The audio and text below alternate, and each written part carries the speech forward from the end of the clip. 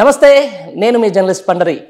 మొత్తానికి తెలంగాణ రాష్ట్రంలో ప్రజాపాలన అంటూ వచ్చినటువంటి కాంగ్రెస్గా మారుతూ ఉంది. ఏదైతే గత ప్రభుత్వం మీద చెప్తున్నటువంటి మాటల శ్వేతపత్రాల నుంచి ఈ రోజు వరకు 8 నెలల నుంచి 9 నెలల పరిపాలన మొత్తం కూడా రోజుకో స్కామ్లు, రోజుకో కమిషన్లు, రోజుకో తీరుగా వీళ్ళు చెప్తున్నటువంటి మాటలు. దీనికి సంబంధించి కూడా పూర్తిగా మొత్తానికి ఒక ఆర్ ట్యాక్స్లని, యూ ట్యాక్స్లని, లేకపోతే బీ ట్యాక్స్లు అని చెప్పేసి రకరకాల ట్యాక్స్లు ఉన్న నేపథ్యంలో ఎక్కువ సోషల్ మీడియాలో బాగా గట్టిగా తిరిగింది పౌర సరఫరాలకు సంబంధించినటువంటి శాఖలో జరిగిన స్కామ్. దీని మీద మనతో మాట్లాడేందుకు మాజీ ఎమ్మెల్యే అలాగే మాజీ civil supply chairman Peddi Sudarshan Reddy గారు మనతో ఉన్నారు.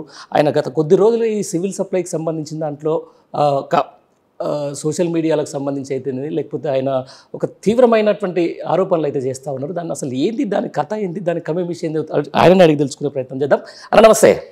నమస్తే. ఎట్లా ఉందన్న మొత్తానికి 8 నెలల మేమన్నట్టు కాంగ్రెస్, మీరు అంటున్న కాంగ్రెస్ పరిపాలన? ఇప్పుడు ఏఐసిసి అంటే ఆల్ ఇండియా కాంగ్రెస్ కమిటీ బదులు తెలంగాణ రాష్ట్రంలో కొత్తగా రేవంత్ రెడ్డి గారి ప్రభుత్వం వచ్చిన తర్వాత ఆల్ ఇండియా అది కరప్షన్ కమిటీ అయింది. ఓకే. బాజప్తా లైసెన్సులు ఇచ్చి వెసులుబాటు కల్పించి బాజప్తా బ్యాంక్ అకౌంట్ల ద్వారానే లంచం సొమ్మును ట్రాన్స్ఫర్ చేసుకునే వెసులుబాటు రేవంత్ రెడ్డి గారి ప్రభుత్వం తెలంగాణ రాష్ట్రంలో వాళ్ళు అమలు చేస్తూ ఉంది. ఓకే. అది సివిల్ సప్లైస్ కార్పొరేషన్లో జరగడం అనేది చాలా బాధాకరం. ఫార్మర్ చైర్మన్గా ఫస్ట్ చైర్మన్ తెలంగాణ రాష్ట్రంలో కేసీఆర్ గారు నాకు అవకాశం ఇచ్చినది సందర్భంగా అనేక రిఫార్మ్స్ తీసుకొచ్చినాం. రైతులకు ట్రాన్స్పరెంట్గా రైతుకు సొమ్ము చెల్లించాలి, ఎంఎస్పి ఆపరేషన్ మద్దతు ధర పూర్తిగా రైతులకు అందుబాటులో తీసుకురావాలి, రైతు ముంగిట్నే కాంటాలు జరగాలి, రైతులకు సంబంధించినటువంటి గింజ ధాన్యం కూడా వృధా పోకూడదు, ఎక్కడ దోపిడీ జరగకూడదని చెప్పి అనేక రిఫార్మ్స్ తీసుకొచ్చినాం. ఓకే. ఓపీఎంఎస్ విధానంతో పాటు అనేక రిఫార్మ్స్ తీసుకొచ్చినటువంటి కేసీఆర్ గారి ప్రభుత్వంలో తెలంగాణ రాష్ట్ర పౌర సరఫరాల శాఖను, ఆ డిపార్ట్మెంట్ను చాలా బలోపేతం చేసింది కేసీఆర్ గారి ప్రభుత్వం. ఓకే. కానీ ఇవాళ దానికి భిన్నంగా ఇవాళ ఉత్తమ్ కుమార్ రెడ్డి గారు సివిల్ సప్లైస్ సంబంధించిన మంత్రిగా ఇవాళ వారి యొక్క నేతృత్వంలో, రేవంత్ రెడ్డి గారి యొక్క నాయకత్వంలో ఇవాళ రైతు పండించినటువంటి కష్టపడి చెమటోడ్చి పండించినటువంటి ధాన్యాన్ని ఇవాళ టెండర్ వేసి టెండర్ల రూపంలో భారీ కుంభకోణానికి పాల్పడడం మనందరం కూడా చూస్తాం. ఓకే. దానికి సరైన సమాధానం ఎక్కడ లేదు. ఇవాళ రాతపూర్వకంగా యూనిట్ ఆఫీసర్కి రాతపూర్వకంగా ఫిర్యాదు చేసినట్లు, మెయిల్ ద్వారా ఫిర్యాదు చేయడం జరిగింది, రిజిస్టర్ పోస్ట్ ద్వారా ఫిర్యాదు చేయడం జరిగింది, ఆల్ ఎంక్లోజర్స్ పెట్టి అన్ని రకాల ఎవిడెన్సెస్ పెట్టి కూడా ఫిర్యాదు చేయడం జరిగింది. అనేక సార్లు బీఆర్ఎస్ పార్టీ కూడా దీనిపైన తీవ్రమైన ఆరోపణ చేసింది. ఇది రైతులకు సంబంధించిన వారి యొక్క కష్టాన్ని, వారి చెమట సుక్కను దోపిడీ చేయకండి, ఇది ఏ రకం కూడా ఈ సమాజానికి మంచిది కాదు, పౌర సరఫరాల శాఖ దివాలా తీసే ప్రయత్నం చేస్తూ ఉన్నారు మీరు. కాబట్టి ఈ గ్లోబల్ టెండర్ల పేరు మీద ధాన్యం టెండర్లు ఏవైతే ఇటీవల కాలంలో పిలవడం జరిగిందో దాన్ని కోడ్ చేసినటువంటి ధర సంబంధించి టెండర్ నోటీసులు ఏవైతే టర్మ్స్ కండిషన్స్ పెట్టిందో అది వయలేషన్ జరుగుతూ ఉన్నది. వయలేషన్ జరగకుండా అరికట్టమని చెప్పి నాతో పాటు స్వయంగా మా భారత రాష్ట్ర సమితి వర్కింగ్ ప్రెసిడెంట్ కేటీ రామారావు గారు కూడా వారు ప్రెస్ మీట్ పెట్టి ఆధారాలను కూడా ఇలా ప్రజల ముందు పెట్టింది, తెలంగాణ ప్రజల ముందు రైతుల ముందు పెట్టింది. స్వయంగా అసెంబ్లీలో కేటీఆర్ గారితో పాటు అసెంబ్లీలో హరీష్ రావు గారు, తర్వాత గంగుల కమలాకర్ గారు, పాత సివిల్ సప్లైస్ మాజీ మంత్రి గారు అనుభవంతో వారు కూడా మాట్లాడడం జరిగింది. అయినా ఇప్పటి వరకు ప్రభుత్వ స్పందన లేకపోవడం అనేది దురదృష్టకరం. స్కామ్ జరిగింది కాబట్టే ఇవాళ ప్రభుత్వం చెల్లడం లేదు. రైట్. దీనికి సంబంధించి మీరు సివిల్ సప్లై చైర్మన్గా చేసినారు, ముందు నుంచి కూడా ప్రభుత్వంతో ఎమ్మెల్యేగా ఉన్నారు. అంటే ఈ 10 ఏళ్ల పాటు తెలంగాణ వచ్చిన తర్వాత ఈ 10 ఏళ్ల పాటు పౌర సరఫరాల రంగంలో జరిగిన సంస్కరణలు ఏంటి, ఏమేమి చేసిండ్రు? ఇప్పుడు ఫస్ట్ తెలంగాణ రాష్ట్రం ఏర్పడిన తర్వాత మొట్టమొదటి సంవత్సరము ఎంఎస్పి ఆపరేషన్స్లో ధాన్యం కొనుగోలు సంబంధించి ఆనాడు 60 లక్షల మెట్రిక్ టన్నులు మాత్రమే కొనుగోలు అయ్యేటువంటి పరిస్థితి ఉండేది. ఓకే. ఏది వరి దిగుబడి కూడా అంతే ఉండేది. వరి నీరు లేకపోవడం, సాగునీరు లేకపోవడం, పవర్ సప్లై లేకపోవడం, రైతులు బాధలో ఉండడం, అనేక ఎకరాలు లక్షల ఎకరాలు పడావ పెట్టడం, దున్నకపోవడం, పంట పండించకపోవడం లాంటి పరిస్థితుల్లో కేసీఆర్ గారి నాయకత్వంలో తెలంగాణ తెచ్చుకున్నాం.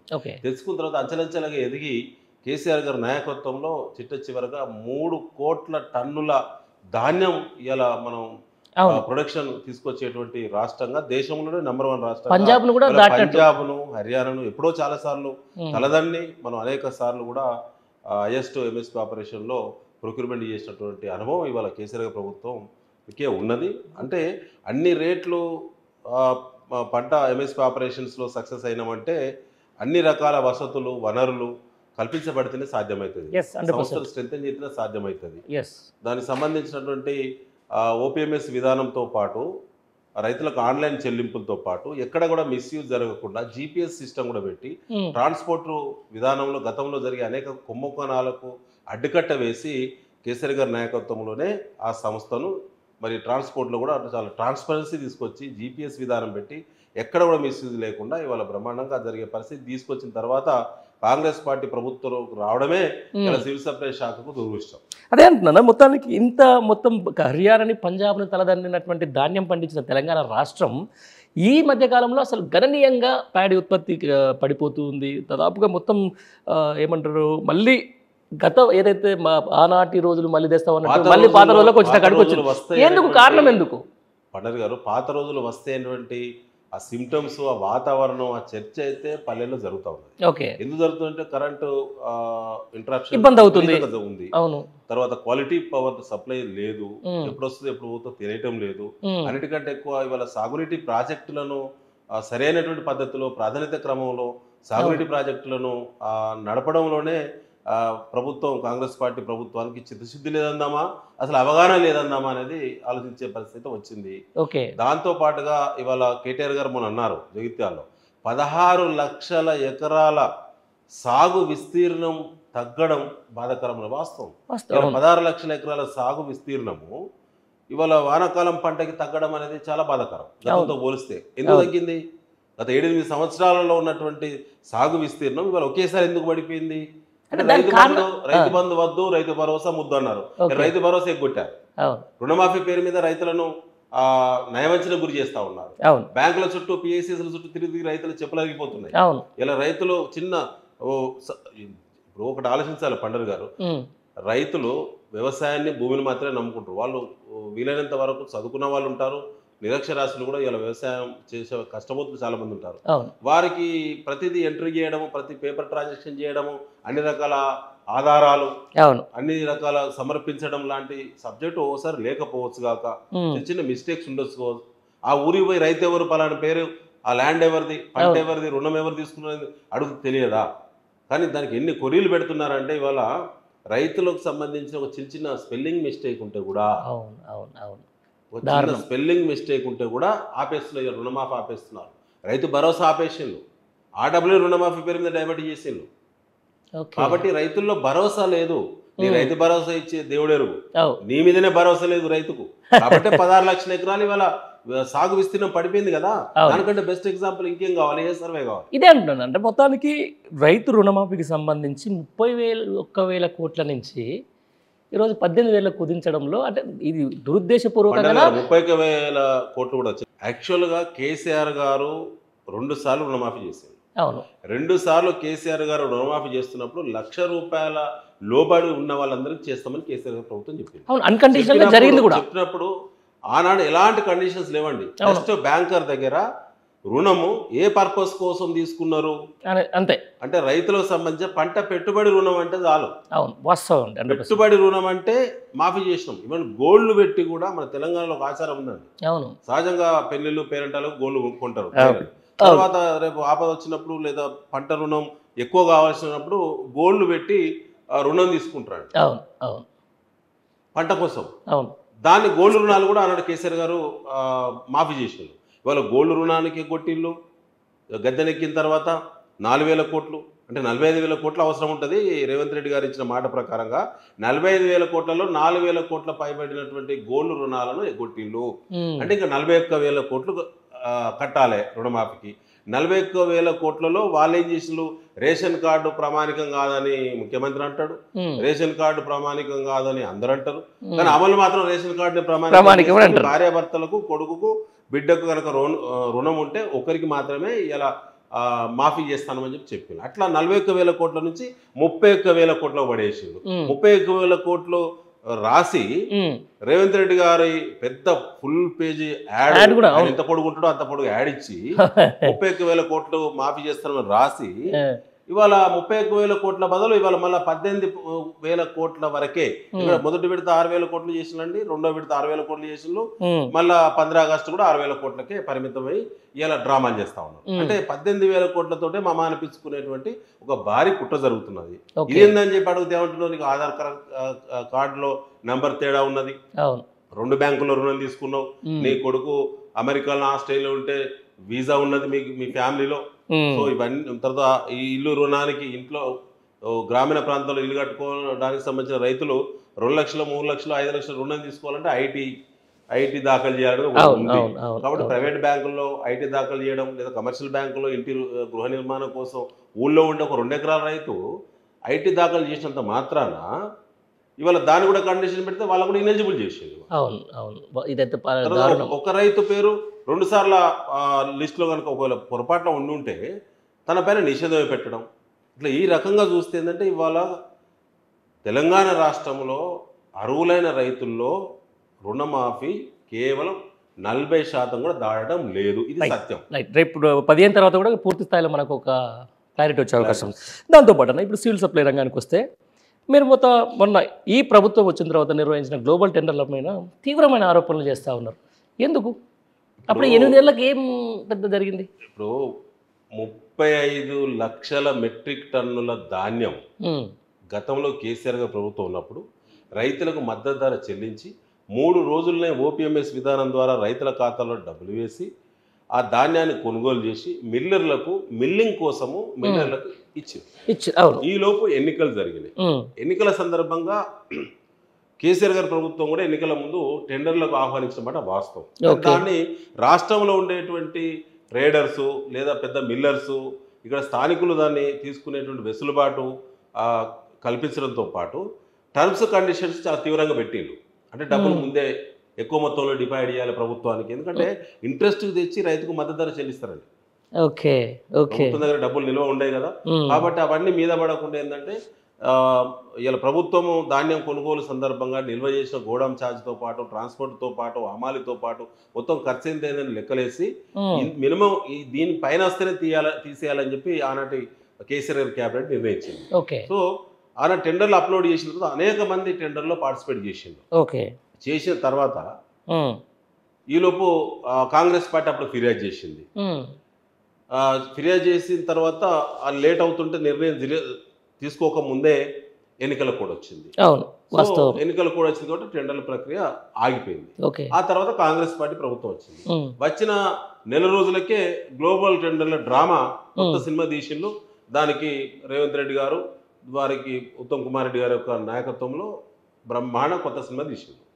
అందులో ఏంటి గ్లోబల్ టెండర్లు అన్నారు. గ్లోబల్ టెండర్లు అని ఈ రాష్ట్రంలో ఉన్నటువంటి ఏ ఒక్క ఏజెన్సీకి రాకుండా ఇతర రాష్ట్రాల్లో దేశంలో ఉన్నటువంటి ఇతర రాష్ట్రాల్లో వచ్చేటువంటి విధి విధానాలు పెట్టి ఏం చేసిండ్రు, మేము అప్పుడు 25% డిపాజిట్ చేయాలి మొత్తం ప్యాడీ వాల్యూలో అని చెప్పి అన్నప్పుడు అంటే 7,000 కోట్ల రూపాయల విలువ ఉన్నది ప్యాడీ.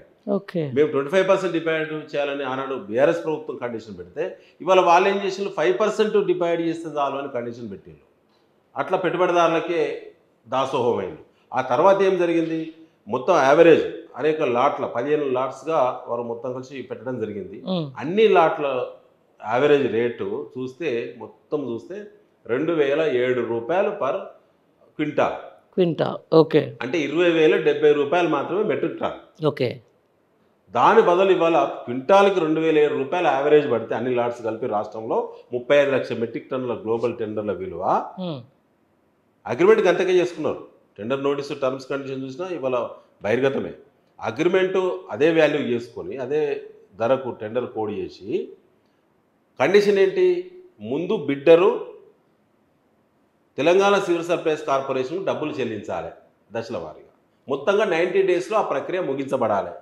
లేకపోతే తదుపరి చర్యలు ఉంటాయి, ఈఎండి ఫోర్ఫిట్ అయింది, ప్రభుత్వం వాళ్ళపైన చర్యలు తీసుకోవాలి. 90 డేస్ అయిపోయిందండి. ఫిబ్రవరి 23 టెండర్లు అయితే మే 23కు 90 డేస్ అయిపోయింది. మే 23 అయిపోయింది, జూన్ 23, జూలై 23, ఆగస్టు 23కు వచ్చినాం. ఇంకో 90 డేస్ దగ్గరికి వచ్చిన. ఇదొక పద్ధతి అయితే, రెండో కథ ఏంటంటే 2,007 రూపాయల బదులు పద్ధతి ఏంటిది? విలువ 2,007, కండిషన్ ఏంటిది? Pay and lifting. అవును.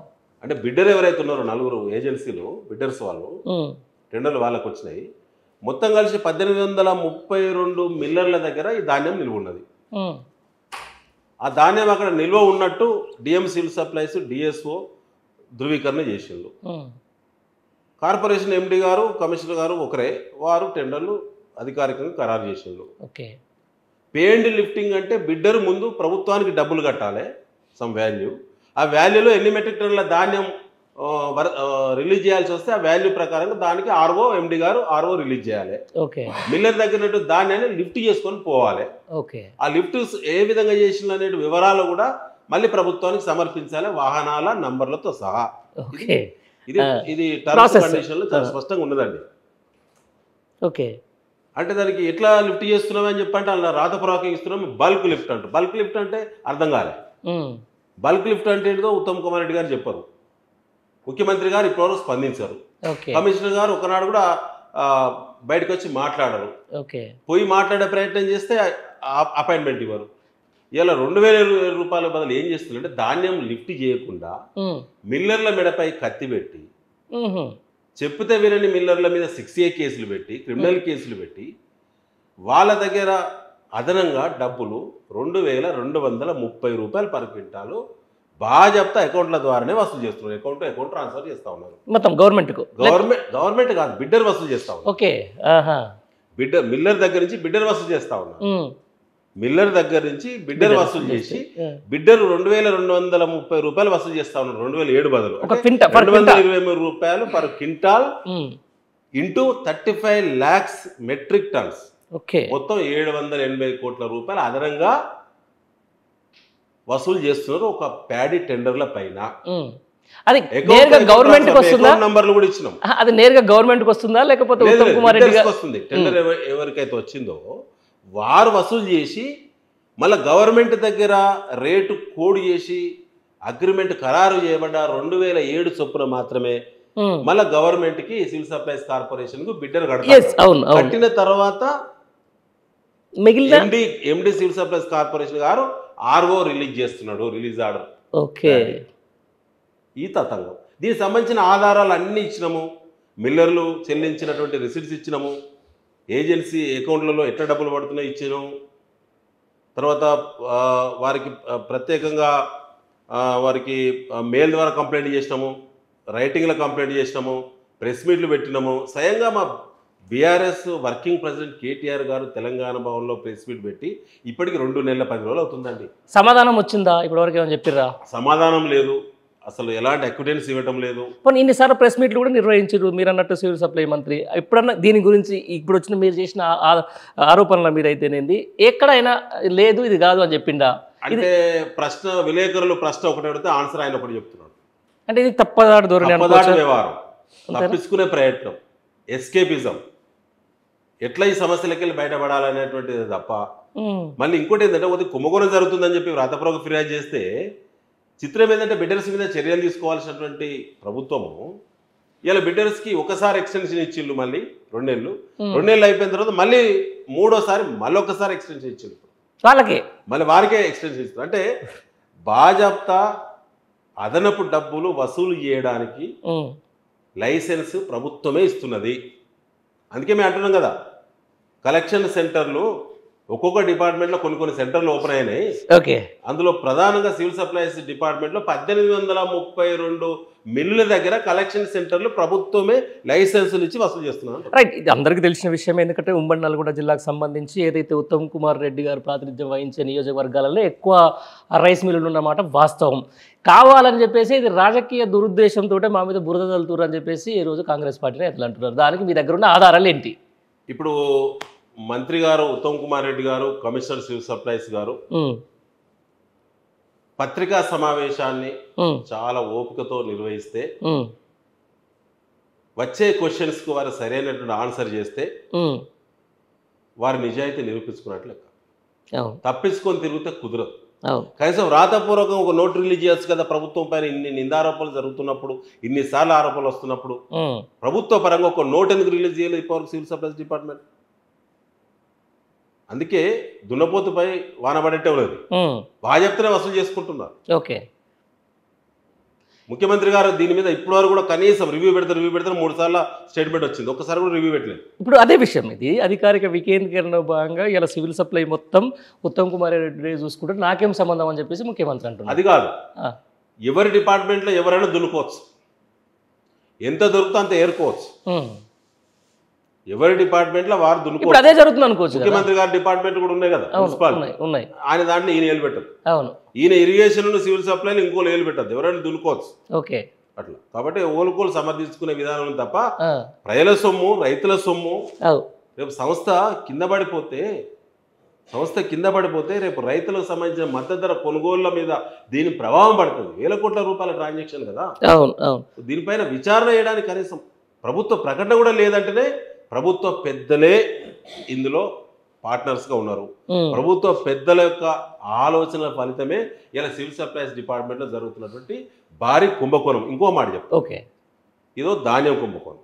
ఇంకో సన్న బియ్యం కావాలని ఒక టెండర్లు పిలిచారు, అదొక చిత్రం. సన్న బియ్యం తర్వాత ఏంటంటే దొడ్డు ప్యాడీని, పాత ప్యాడీని, అది కూడా పాత ప్యాడీని 2007 రూపాయలకు బహిరంగ మార్కెట్ అనే పేరు మీద టెండర్లు బిడ్డర్లకు అప్పచెప్పి, బ్రోకర్లకు అప్పచెప్పి, దొంగలకు అప్పచెప్పి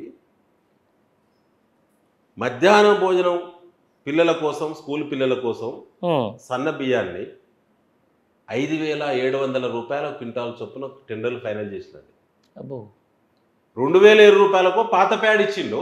ఓకే, దొడ్డు బియ్యం కొత్త బియ్యం అది సివిల్ సప్లై డిపార్ట్మెంట్ లో 10% బ్రోకెన్ కు అనుమతులు ఉంటాయి, దానికి ప్రత్యేక జీవో కూడా ఉంది. ఇది పెద్ద స్కామ్ అవుతుంది. కొత్త బియ్యానికో 5,700 రూపాయల క్వింటాల్ అని చెప్పి టెండర్లు పిలిచిన వెంటనే మేము బీఆర్ఎస్ పార్టీగా మేము ఫిర్యాదు చేసినాం, ఇది పెద్ద స్కామ్ అండి, ఇది నిత్యావసర సరుకుల ధరల యొక్క చట్టాన్ని వయలేషన్ జరుగుతుంది. 100%. అసలు ఈ ధరల నియంత్రణ చేయాల్సిందే సివిల్ సప్లై డిపార్ట్మెంట్. ఓకే, ఇది సమాజం పైన దీని ప్రభావం పడుతుంది. ధరలు ఎట్లా పడితే అట్లా పోయేదాన్ని మీరే ధృవీకరిస్తున్నారు, మీరే సర్టిఫికేట్ ఇస్తున్నారు.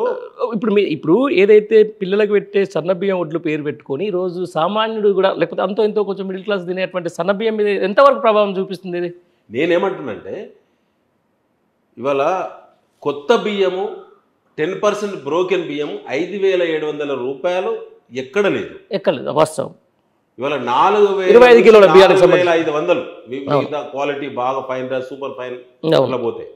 అలాంటిది ఇది కొత్తది నేను చెప్పేది, అదే కాదు. ఇవాళ 4,200కు రైస్ మిల్లులే మేము సప్లై చేస్తామని వ్రాతపూర్వకంగా గవర్నమెంట్కు రాసిస్తే కూడా తీసుకో. చిత్రం ఏంటంటే ఇలా ఇప్పుడు 35 లక్షల మెట్రిక్ టన్నుల ధాన్యంలో అందులో కూడా 2.5 లక్షల మెట్రిక్ టన్నుల పైబడి సన్నధాన్యం ఉందండి, పాతది. అది మిల్లర్ల దగ్గరే ఉన్నది. ధాన్యం మిల్లింగ్ చేసుకుంటే సీజన్ మొత్తం సరిపోయేంత సన్నధాన్యం మన చేతులు ఉన్నది. దాన్ని 2,000 రూపాయలకి ఇచ్చి ఇవాళ 5,700 రూపాయల క్వింటాల్ తీసుకోవడం అంటే అవుట్పుట్ ఆఫ్టర్ సిఎంఆర్ మిల్లింగ్ తర్వాత అవుట్పుట్ అనేది ఖచ్చితంగా 67 కిలోలు ఇవ్వాలి. ఇవాళ 67 కిలోలు ఇవ్వాలి రైస్. 68 కిలోలు అయితే బాయిల్ ఇవ్వాలి. అయితే ఇవాళ 67 కిలోల రైస్ ఇవాళ అవుట్పుట్ వస్తుంది అంటే వేరియేషన్ ఒకసారి చూస్తే దాంట్లో దాదాపు 330 కోట్ల రూపాయలు అదనంగా ప్రభుత్వ సొమ్మును మళ్ళీ బిడ్డర్స్కి ఇచ్చే ప్రయత్నం చేసి టెండర్లు ఫైల్ అయినాయి. ఒక మాట ఫైల్ అయినాయి అంటే మీరు చేసే ఆరోపణలు బిడ్డర్కి ఇచ్చిన తర్వాత అక్కడి నుంచి కమిషన్లు తీసుకుంటారని చెప్తున్నారా, లేకపోతే ఇది టోటల్ ఒక స్కామే జరుగుతుంది అంటున్నారా? రైట్, నేనేమంటే మా పార్టీ దీనిపైన నిశ్చితంగా పరిశీలించింది. మా పార్టీ లీగల్ కమిటీ దీని మీద తీవ్రంగా పనిచేస్తుంది. అన్ని రకాల ఎవిడెన్సెస్ అన్ని కూడా పార్టీ కలెక్ట్ చేసింది. దాని మీదనే మేము మాట్లాడుతున్నాం, వేగం మేము మాట్లాడలేదు. ఇందులో ప్రధానంగా ఏంటంటే ప్యాడీ టెండర్లో ఆల్రెడీ సగం బడా అది అమలవుతున్నాయి, వసూళ్ళు అవుతున్నాయి, అకౌంట్లో డబ్బులు పడుతున్నాయి. ఈ సన్న బియ్యానికి సంబంధించి ఏంటంటే అప్పుడే మేము ఆరోపణ చేసినాం కాబట్టి దాన్ని స్టేటస్ కో మెయింటైన్ చేసి ఆర్డర్స్ బయటికి రాకుండా మేము ఇప్పట్లయితే తీసుకోవటం లేదు, టెండర్లు ఇంకా ఫైనల్ చేయలేదన్నారు. ఒక ఇన్ఫర్మేషన్ యాక్ట్ ఒక దరఖాస్తు పెడితే చిత్రమైన ఆన్సర్ ఇచ్చిందండి సివిల్ సప్లై డిపార్ట్మెంట్. ఏమనంటే మేము ఇంతవరకు సన్న బియ్యం మీద ఎలాంటి టెండర్ల ప్రక్రియ చేపట్టలేదు కాబట్టి మీరు టెండర్ల వివరాల ప్రశ్నకి మా దగ్గర సరైన ఆన్సర్ లేదు, ఎలాంటి టెండర్ల నిర్వహణ మేము చేయలేదు అన్నారు. ఇన్ఫర్మేషన్ యాక్ట్లో ఇచ్చారు. ఓకే. తీరా పేజ్ తిప్పితే ఏంటంటే ఎల్జీ ఇండస్ట్రీస్కి 5,700 రూపాయలు పర్ క్వింటాల్ చొప్పున ఎల్జీ ఇండస్ట్రీస్ అనే ఒక సంస్థకు సన్న బియ్యం టెండర్లో ఆ సంస్థకి సప్లై ఆర్డర్ ఇచ్చారండి. ఎక్కడదండి ఎల్జీ ఇండస్ట్రీ అనేది? తెలంగాణకు సంబంధించిన ఇండస్ట్రీయా లేకపోతే ఆంధ్రాకు సంబంధించిన ఇండస్ట్రీయా? ఎల్జీ ఇండస్ట్రీ ఎక్కడో చెప్పలేము, మొత్తంగానైతే ఆర్డర్ ఇచ్చింది. ఆర్డర్ ఇవాళ ఉంది, మా పార్టీ దగ్గర ఉంది ఆర్డర్. ఓకే.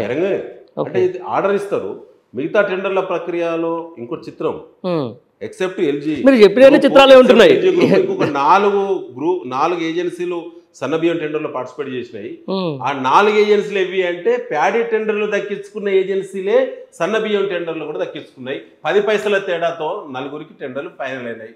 ఇది కుంభకోణం కాదంటారా? 100% మీరు చెప్తుంటే కనిపిస్తుంది అట్లా. ఇది ఎప్పుడు అసలు టెండర్కి సంబంధించినంత ఎక్కడ నిర్వహించారు? ఇది ఓపెన్ టెండర్ ఉంటారా లేకపోతే ఇది మామూలుగా ఎట్లా పిలుస్తారా వాళ్ళని బిడ్డర్స్ని? గ్లోబల్ టెండర్ల పేరు మీద రాష్ట్ర ప్రభుత్వం ఆహ్వానిస్తుంది ఆన్లైన్ టెండర్లు. ఓకే. ఆన్లైన్ టెండర్లలో వాళ్ళ అర్హులు ఎవరు, వాళ్ళ ఎలిజిబిలిటీ ఏందని చూస్తారు. బ్లాక్ లిస్ట్ లో ఉన్నటువంటి వాళ్ళను కూడా ఈసారి పిలిచిరా? ఈసారి పిలవడం కాదు, వాళ్ళకే టెండర్లు దక్కినాయి. ఓహో, బ్లాక్ లిస్ట్లో ఉన్న బ్లాక్ లిస్ట్లో ఉన్నట్టు వాళ్ళు. కాబట్టి ఎవ్వరు కూడా నోరు విప్పే పరిస్థితి లేదు, ఆన్సర్ లేదు.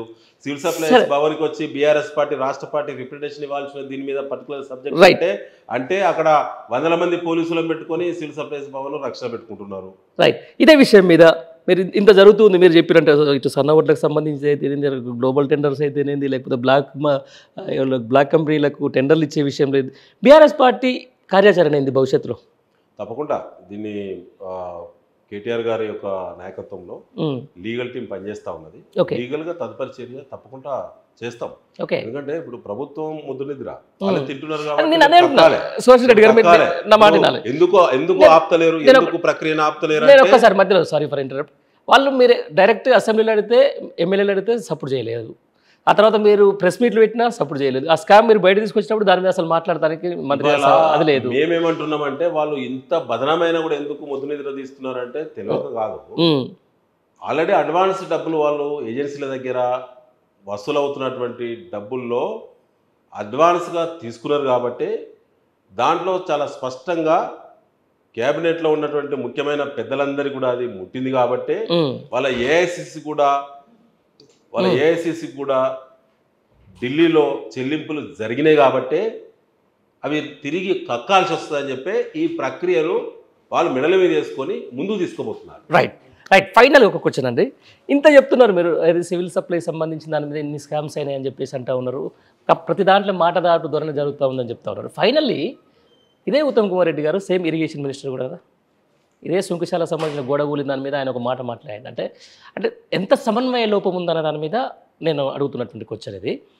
అసెంబ్లీ నడుస్తుంది, ఎప్పుడో వారం రోజుల కింద సుంకుశాల గోడగూలితే సాక్షాత్తు సివిల్ సప్లై మంత్రికే తెలవలేడా? మరి ఇన్ని టెండర్లు జరుగుతున్నప్పుడు ఆయన తెలిసే అవకాశం ఉందని అనుకుంటున్నారా? అంటే ఇందులో ఒక విషయాలు ఉన్నాయండి. వారు ఇన్వాల్వ్మెంట్ లేకుంటే ఇప్పటికీ బహిరంగ ప్రకటన, వ్రాతపూర్వకంగా ప్రకటన తప్పకుండా చేయాలి. ఎందుకంటే మేమే చేయడం కాదు, ఇంకొన్ని రాజకీయ పార్టీలు కూడా ఆరోపణలు చేసినాయి. ఇంకొన్ని పార్టీలు ఆరోపణలు చేసిన పేరు చెప్పలేను కానీ వాళ్ళు ఇప్పుడు సలబడిపోయింది ఇష్యూ. కానీ కారణం ఏదో ఉండొచ్చు, నాకు తెలియదు. కానీ ఇప్పుడు మేమేమంటున్నామంటే మంత్రికి సంబంధం ఉంది, మంత్రికి సంబంధం లేదు అనేది ఇష్యూ కాదు ఇక్కడ. ప్యాడీ టెండర్ 2,007 రూపాయలకు మీరు ఇచ్చింది కదా, మిల్లర్ దగ్గరనే ప్యాడ్ ఉంది కదా, మిల్లరే 2,230 రూపాయల మధ్యలో బ్రోకర్ కడుతున్నది కదా, ఎవిడెన్సెస్ మీ దగ్గర ఉన్నాయి కదా, అవన్నీ మీకు తెలుసు కదా. మిల్లర్ దగ్గరనే 2,230 రూపాయలు మీరే అంటే ప్రభుత్వమే తీసుకొని మిల్లర్కే ప్యాడీ హ్యాండ్ ఓవర్ చేస్తే అయిపోయేది కదా. మిల్లర్ కూడా అడిగేది కదా. మధ్యలో మిడిల్ మెన్ ఎందుకు వచ్చిండు? వచ్చినప్పుడు పేయింగ్ కెపాసిటీ లేదా మార్కెట్లో ధాన్యం రేటు టెండర్ దారుకు దక్కిన రేటు కంటే ఎక్కువ ఉంటే మాత్రమే మిల్లరు డబ్బులు పెంచిస్తారు కదా. లేదా మిల్లర్ ఎందుకు ఇస్తారండి? వాస్తవం. కాబట్టి ఆ అదనపు వసూలు చేసేటువంటి సొమ్ము తెలంగాణ సివిల్ సప్లైస్ డిపార్ట్మెంట్కే రావాలి, ప్రభుత్వానికే రావాలి, ప్రజలకే చెందాలనే బీఆర్ఎస్ పోరాటం చేస్తాం. రైట్. మీ పోరాటం తొందరలో ఫలించాలని చెప్పేసి సివిల్ సప్లైలో ఈ స్కామ్ అనేది మీరు ఎందుకంటే చెప్తూ ఉంటే తప్పకుండా ఫలిస్తుంది. ఎందుకంటే ఇష్యూ చేపట్టిన ప్రతి అంశం సక్సెస్ రేటే. అవును. గతంలో అవినీతికి వ్యతిరేకంగా చాలా విషయాల్లో చాలా మందిని జైలు పంపిన అనుభవం ఉన్నది. చాలా మంది ఉన్నత స్థాయి అధికారులు కూడా జైలు పోయినారు. అవును. చాలా మంది ప్రజాప్రతినిధులను కూడా బర్తరఫ్ చేయించిన అనుభవం ఉన్నది. అవును. మాట్లాడే ముందే అన్ని రకాల కేస్ స్టడీ సంపూర్ణంగా చేసిన తర్వాతనే దీన్ని బీఆర్ఎస్ పార్టీ చేపట్టింది. అంతేనా? Right sir. మొత్తానికి ఇది ఏదైతే సివిల్ సప్లై రంగానికి సంబంధించినటువంటి జరుగుతున్నటువంటి స్కామ్లో భాగంగా ఈరోజు మాజీ ఎమ్మెల్యే గారు పెద్ది సుదర్శన్ రెడ్డి చెప్తున్నటువంటి అంశం. Thank you very much. Thank you అన్న.